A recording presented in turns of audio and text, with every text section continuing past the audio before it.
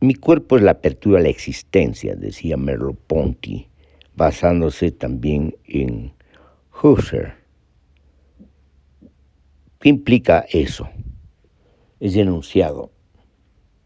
Implica que mi cuerpo da la apertura a la existencia, y esto significa trastocar el enunciado de Descartes, pienso, luego soy, que se ha traducido en pienso, luego existo. Aquí más bien se tendría que decir tengo cuerpo, luego existo. O si ustedes quieren, vivo, luego existo. Porque además, yo vivo a través de mi cuerpo. O sea, no viviría si no fuera por mi cuerpo, dinámico, obviamente vivo. Entonces aquí lo importante es que estamos hablando de un cuerpo vivo. Vamos a dejar pendiente qué entendemos por cuerpo vivo. Aquí lo que importa es que suponemos un cuerpo vivo, y al suponer un cuerpo vivo estamos hablando precisamente de eso, del acontecimiento corporal, que también es un acontecimiento de la vida. Entonces, el cuerpo es mi apertura a la vida y a la existencia y al pensamiento. No se puede concebir la vida sin el pensamiento. Y no se puede concebir el pensamiento sin el cuerpo. No hay pensamiento sin el cuerpo. No puede haber esa separación entre cuerpo y pensamiento, como suponía Descartes y todo el idealismo. Y tampoco puede haber una materia sin pensamiento, como supone el materialismo crudo. En realidad, el pensamiento es un acontecimiento del cuerpo, es un acontecimiento vital. Entonces se vive porque inmediatamente se piensa, y se piensa porque inmediatamente se siente porque se vive. ¿Y eso qué significa? Se vive de una manera simultánea. Es decir, la percepción, ya lo dijimos antes en otros escritos y en otros ensayos y en otras exposiciones, que la percepción es una totalidad dinámica. Y por lo tanto articula sensaciones, articula imaginación, articula razón concreta, y por lo tanto toda esa articulación da lugar a la percepción. La percepción es dinámica, es una apertura compleja a la existencia, o si ustedes quieren, es una toma de conciencia compleja, no de la conciencia de la psicología y tampoco del psicoanálisis, sino es una conciencia compleja, es una conciencia que ya supone su propia intuición o la intuición del mundo. Y al intuirlo, obviamente ya es conciencia, como decía el mismo Merleau-Ponty, es conciencia de algo, siempre es conciencia de algo. No hay conciencia de nada, no hay conciencia en sí misma, siempre hay una relación. Entonces aquí estamos entrando a lo fuerte, y lo fuerte significa estar en relaciones. Así como en otras exposiciones, en otros ensayos, dijimos de que de lo que se trata es de pensar, que todo es asociación. Esto viene del pensamiento de las mónadas, o del pensamiento que piensa a las mónadas. Es decir, las mónadas se asocian y producen precisamente en su asociación el acontecimiento. De eso se trata, es decir, se trata fundamentalmente de que estamos en relación. Y al estar en relación, al estar constantemente en asociaciones, en articulaciones, si ustedes quieren también en entrelazamientos, entonces damos lugar al acontecimiento en toda su complejidad. Entonces, ¿eso qué significa? Eso significa fundamentalmente que existimos en un universo de relaciones múltiples, que se dan en distintos planos de intensidad articulados. distintos planos de intensidad entrelazados, espesores de intensidad que están comprometidos unos con otros. ¿Y eso qué significa? Eso significa que estamos en un mundo de relaciones y en ese mundo de relaciones existimos. Y lo que permite esa existencia es pues el cuerpo vivo, el cuerpo que está en relación con el mundo, que está en relación con el planeta, que está en relación con otros cuerpos y por lo tanto está en relación consigo mismo, y al estar en relación consigo mismo reflexiona, pero también está en relación con la exterioridad reflexiona. Entonces la reflexión es, iba a decir una toma de conciencia, pero es más que una toma de conciencia, es más que una puesta en duda. La reflexión es una forma de vivir, una forma de la actividad corporal. Es decir, en otras palabras, para ya entrar a otra dimensión, da sentido, da significaciones, y eso lo hace a través del lenguaje. Un ámbito de relaciones muy importante en las sociedades humanas es el lenguaje. Nacemos en el lenguaje, decía Emil Benveniste, y desde el lenguaje nombramos el mundo. Es decir, nacemos en el lenguaje y al nacer en el lenguaje damos significaciones al mundo, a lo que acontece en el mundo. Y eso es importante porque precisamente lo que estamos diciendo es de que la existencia no está deshabitada de significaciones, todo lo contrario. La apertura del cuerpo a la existencia está plegada de significaciones que da el lenguaje, y el lenguaje es un ámbito de relaciones, de significación y de interpretación, por así decirlo. Y por lo tanto el lenguaje nos lleva a una dimensión mayor, es decir, de manera inmediata nos vincula con un mundo en devenir, es decir, nos vincula con la memoria, si ustedes quieren, con el pasado, pero también nos vincula con una especie de perspectiva, de expectativa, de predisposición hacia un porvenir. Entonces, aquí el mundo es pensado en su devenir y el lenguaje nos vincula con ese acontecimiento en devenir. Entonces, esto deja pues en desnudez a la filosofía moderna. Vamos a hablar solo de ella, no de la filosofía antigua. Y la filosofía moderna, que se ha perdido en su propio laberinto con esas disquisiciones dualistas entre espíritu y cuerpo, espíritu y materia, colocándose unos de un lado y otros del otro lado, y en realidad en el mismo lado.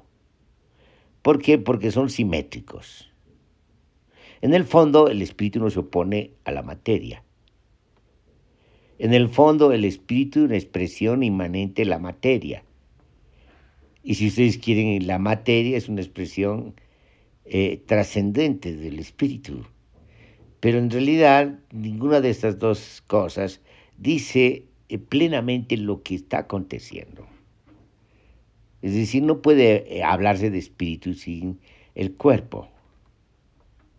No puede hablarse del cuerpo sin el espíritu, para hacerlo sencillo. Se da de manera inmediata.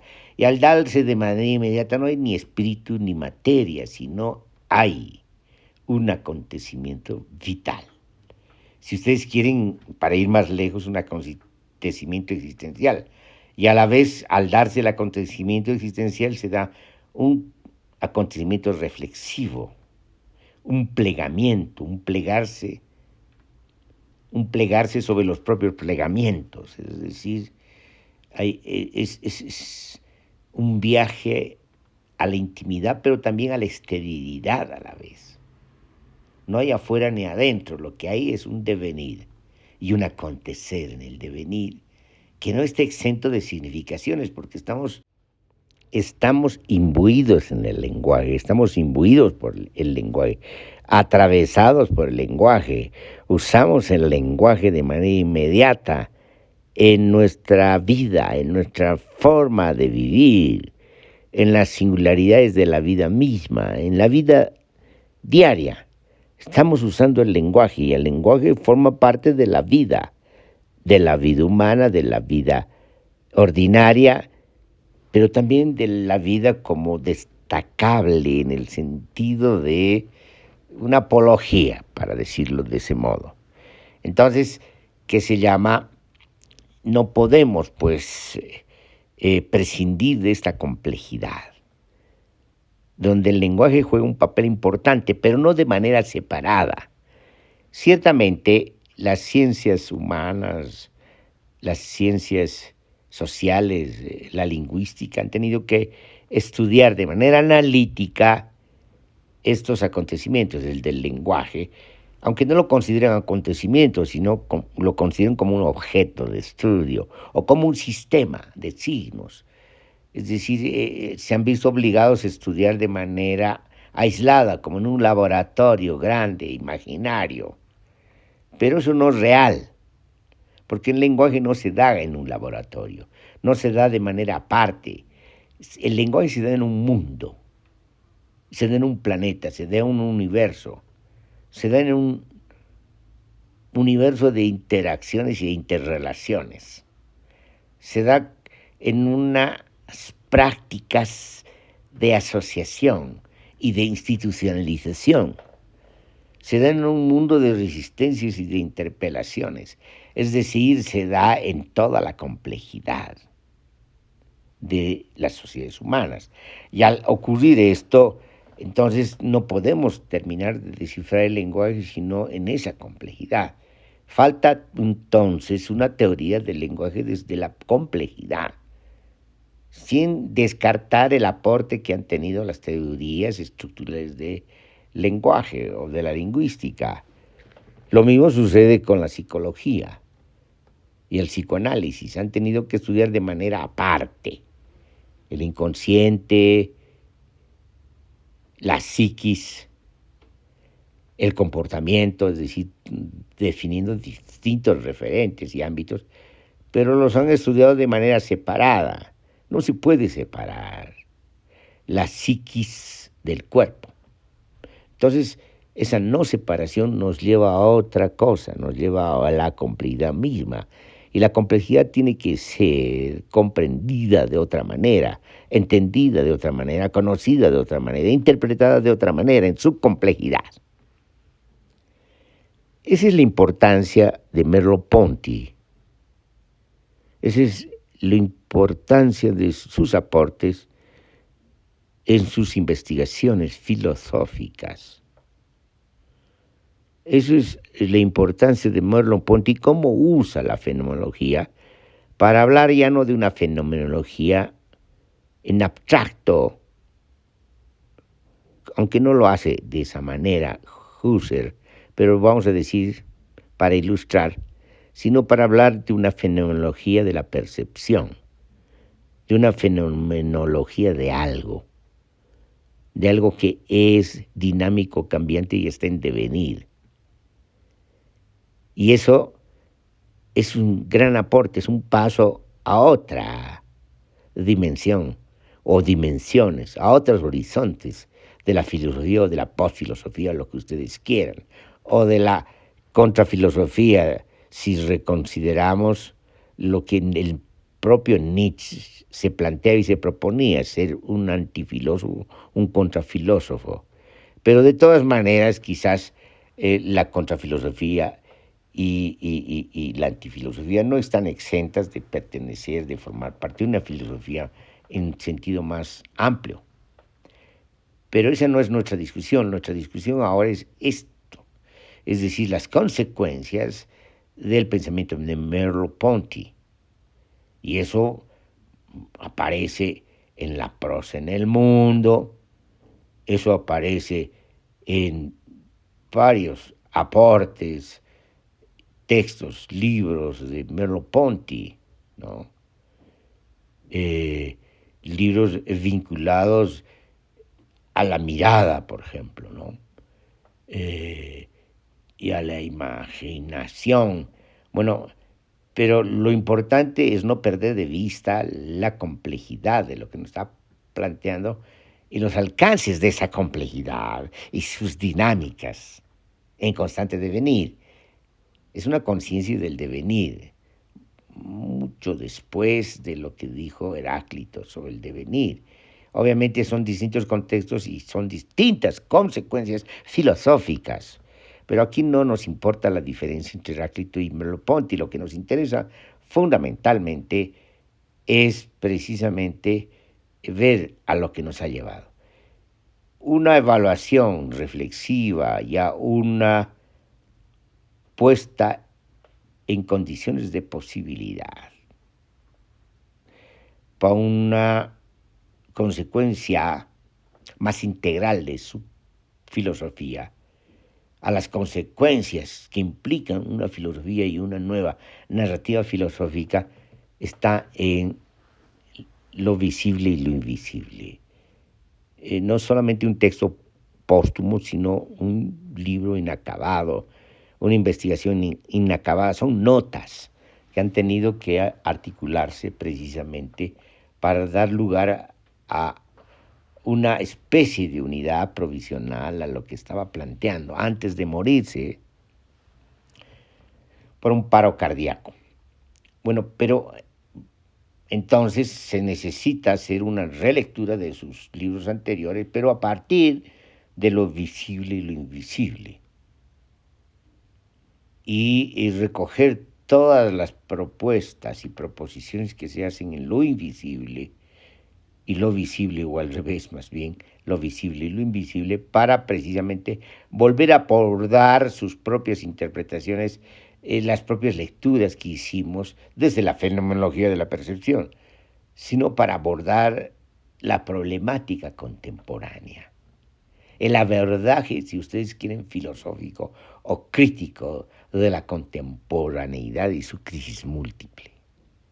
Eso es lo que pretendemos hacer. La estructura del libro que citamos, Lo visible y lo invisible, de Merleau-Ponty, tiene que ver con lo visible y la naturaleza, donde contiene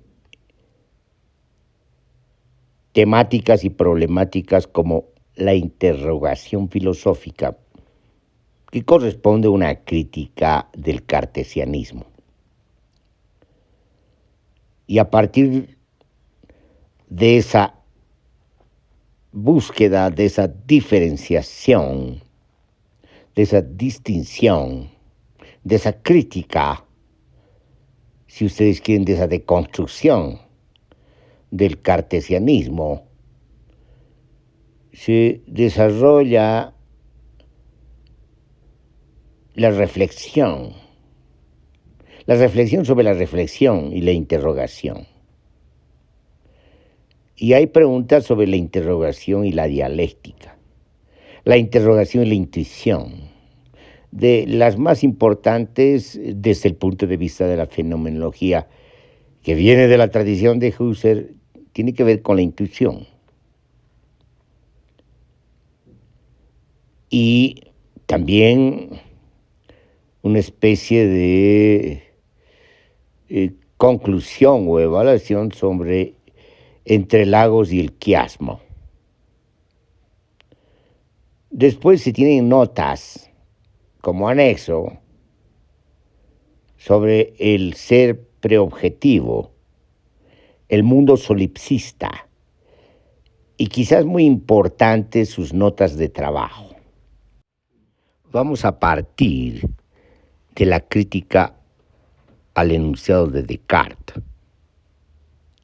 Cogito ergo sum. Pienso, luego soy. Como hemos dicho, que se ha traducido en pienso, luego existo. No se puede pensar sin existir, concretamente sin vivir. Pienso porque vivo, porque estoy vivo. Mi cuerpo es la condición de posibilidad del pensamiento. El pensamiento es corporal. No hay un pensamiento sin cuerpo. Eso es absurdo. Pero en ese absurdo, en ese supuesto se ha basado la filosofía idealista. Y en el otro absurdo, que es lo opuesto, se ha basado la filosofía materialista. Es decir, como si el pensamiento, para decirlo de ese modo, de un modo conocido, a partir de un modelo de interpretación bastante esquemático, como si el pensamiento fuera una especie de superestructura de la materia. Es absurdo, es una metáfora arquitectónica insostenible para tal efecto de entender, de comprender la problemática que estamos tratando, que es precisamente la vida, el cuerpo, el pensamiento en su integridad, en su simultaneidad. Ese es el tema. El tema es el acontecimiento vital, como hemos dicho anteriormente. Y esto significa que las condiciones de posibilidad están en mi cuerpo. Las condiciones de posibilidad de la reflexión están en el cuerpo. De ahí se parte. Y eso es, por así decirlo, para utilizar palabras conocidas, una inmanencia. Pero es una inmanencia corporal, que tiene que ver con una intimidad. Pero esa intimidad tiene que ver de manera inmediata con la trascendencia, con la exterioridad, con el, para decirlo de nuevo con palabras conocidas, para ilustrar el afuera. Es decir, la trascendencia tiene que ver con la inmanencia de manera inmediata. La intimidad tiene que ver precisamente con esa exteriorización o ese extrañamiento.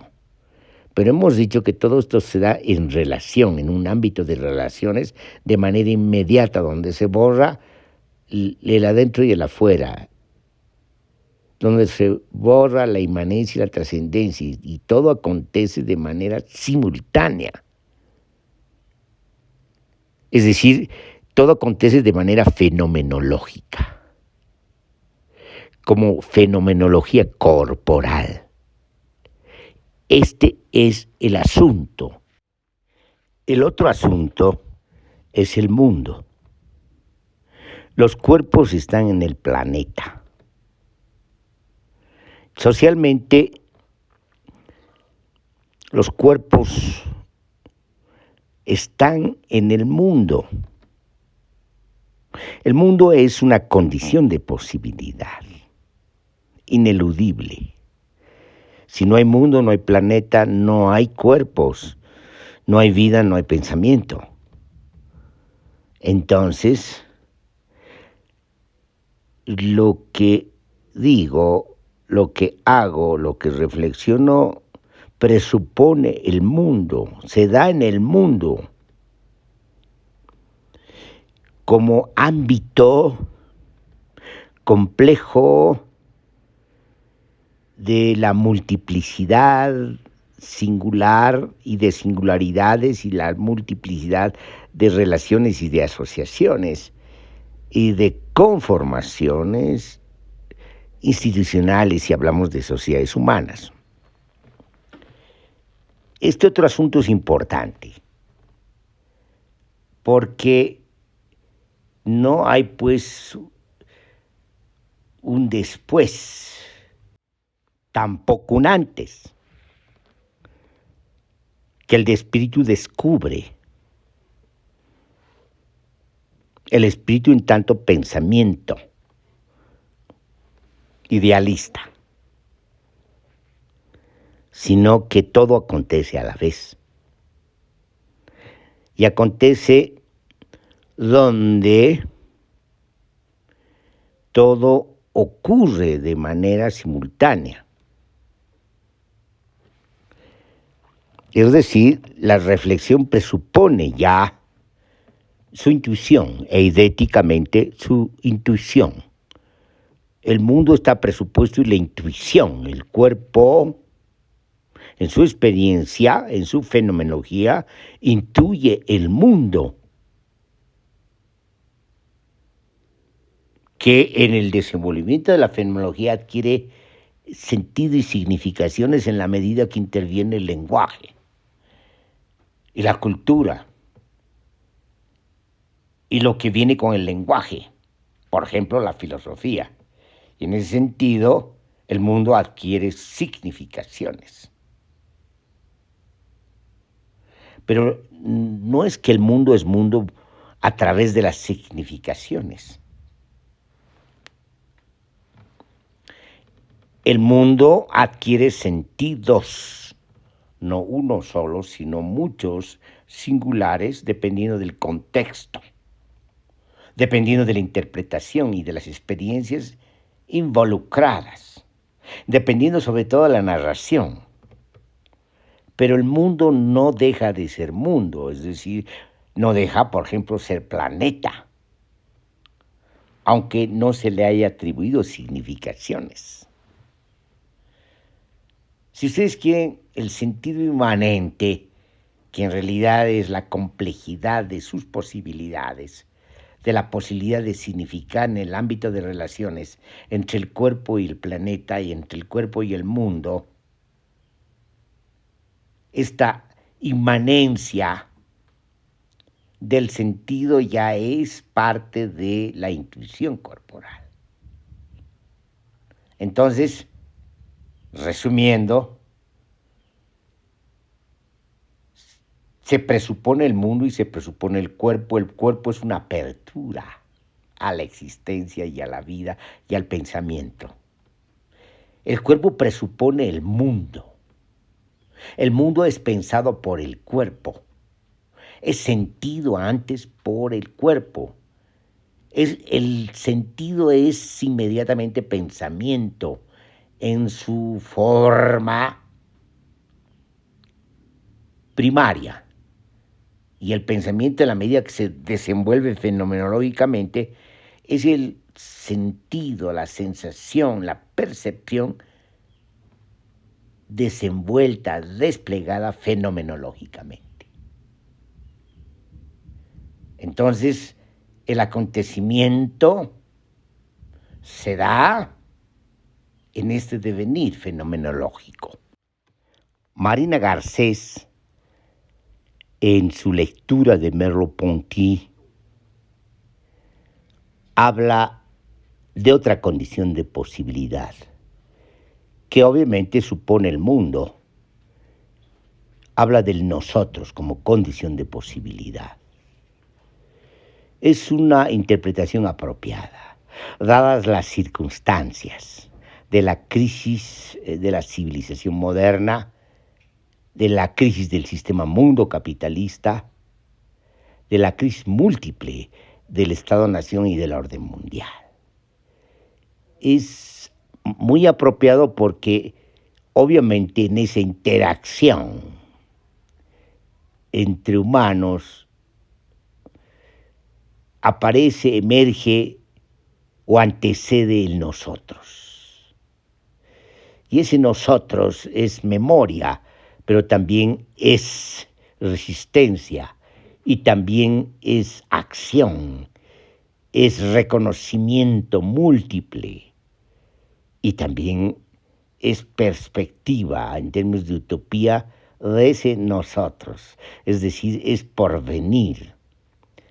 Y en ese sentido es indispensable incorporar ese nosotros como condición de posibilidad fenomenológica, sobre todo desde el punto de vista del activismo. Otra condición de posibilidad que pone en su lectura de Merleau-Ponty Marina Garcés es lo común. También parece muy pertinente. Los bienes comunes, lo común. El intelecto general es común. Los recursos de la naturaleza son comunes. Podemos llamarles bienes y no recursos naturales, pero son comunes. El aire es común. Es decir, eso de común es una condición también de posibilidad de la vida y por lo tanto del cuerpo y por lo tanto del pensamiento. Entonces, si consideramos en nosotros, Hiwasa y Naimara, y lo común como condición de posibilidad del cuerpo, como condición de posibilidad a la comprensión, entonces podemos